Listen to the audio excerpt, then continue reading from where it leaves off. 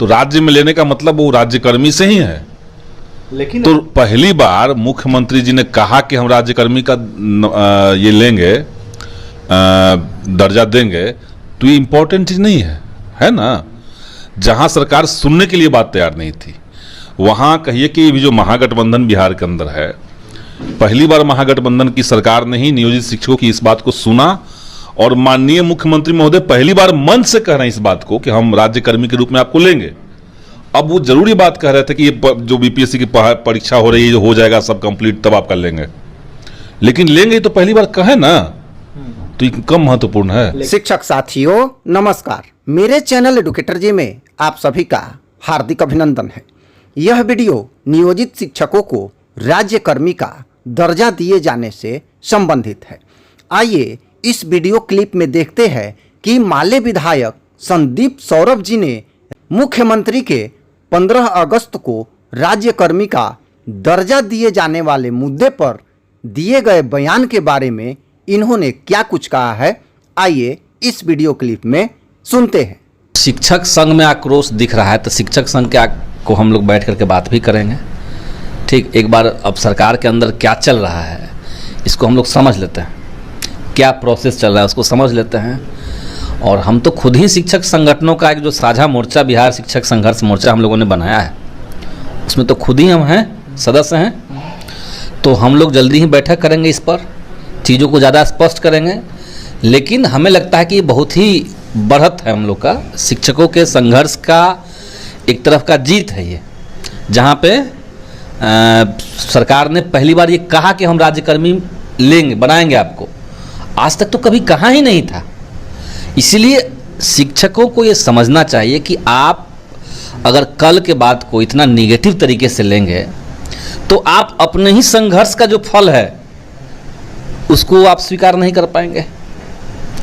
आपके ही संघर्ष के चलते, आपके ही दबाव के चलते अगर सरकार ये कहने के लिए तैयार है तो आप तो अपने संघर्ष का जीत मानेंगे ना। आंशिक जीत ही सही, लेकिन जीत तो है।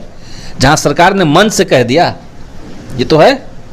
लेकिन जिस तरह से टाला जा रहा है शिक्षक के मुद्दों को बार बार, तो कहीं ना कहीं चुनावी मुद्दा तो नहीं बनाया जा रहा कि चुनाव नजदीक आएगा तो उन लोगों को राजकारण। तो चुनाव के समय ही मामला खड़ा हुआ है। अब लोकसभा चुनाव उसी समय मामला खड़ा ही हुआ है। चुनावी मुद्दा कोई कह सकते हैं, लेकिन शिक्षकों का लॉन्ग पेंडिंग डिमांड है। बीजेपी या एनडीए इसको कभी नहीं करता।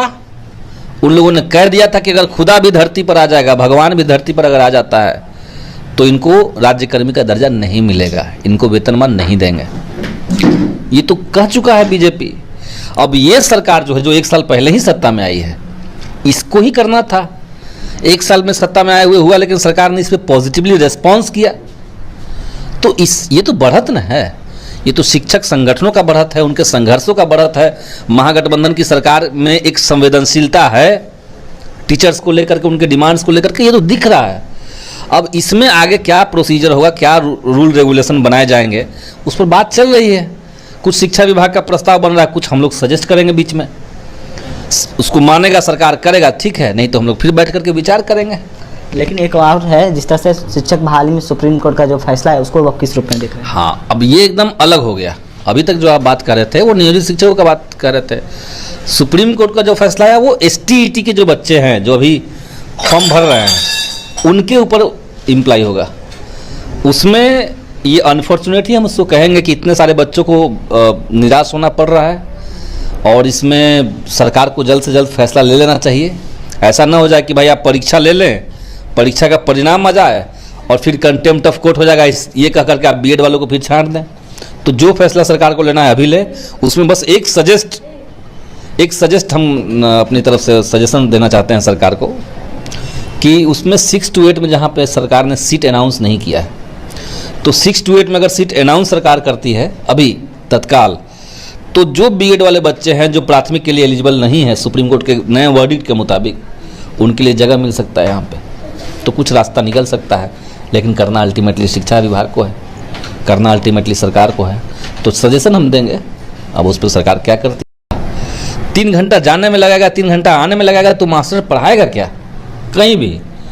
अब समय पे पहुंचना है, ठीक है, आपने बहुत अच्छा किया कि 9 बजे हर हाल में घुस जाना है कैंपस में। अब 9 बजे घुसने के चक्कर में जो टीचर पटना से नवादा जाकर के पढ़ा रहा है, वो तो रास्ते में उसका एक्सीडेंट भी हो जा रहा है। तो ये घटनाएं चूंकि एक दो नहीं हुई है, 500 से ज़्यादा शिक्षकों की मौत सड़क दुर्घटना में इसलिए हुई है कि उनको समय से स्कूल पहुंचना था, नहीं तो वहाँ कट जाएगा अटेंडेंस। तो आप जब सब कड़ाई कर रहे हैं, सारे कड़ाई के लिए हम तैयार हैं।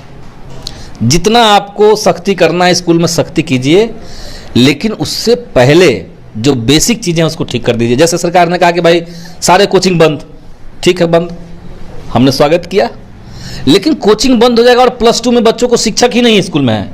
हमारे यहाँ कल परसों हम गए थे दिहुली हाई स्कूल। अब दिहुली हाई स्कूल में एडमिशन है, लेकिन उनके लिए एक भी टीचर नहीं है, एक सिंगल टीचर नहीं है।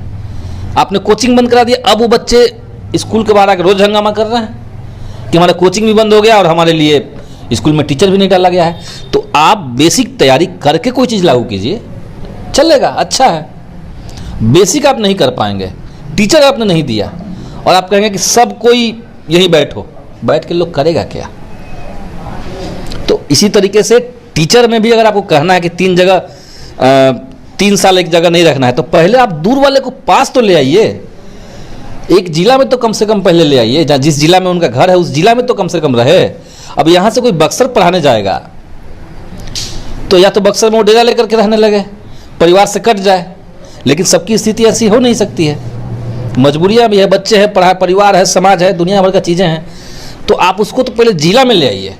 बक्सर कोई आदमी जा रहा है पढ़ाने गया तो उसको आप पहले बक्सर में ले आइए, उसके बाद आप ठंडे दिमाग से उनको कहाँ बक्सर के अंदर कहाँ रोटेट करते रहना कीजिए, कोई दिक्कत नहीं है, लेकिन बेसिक चीज़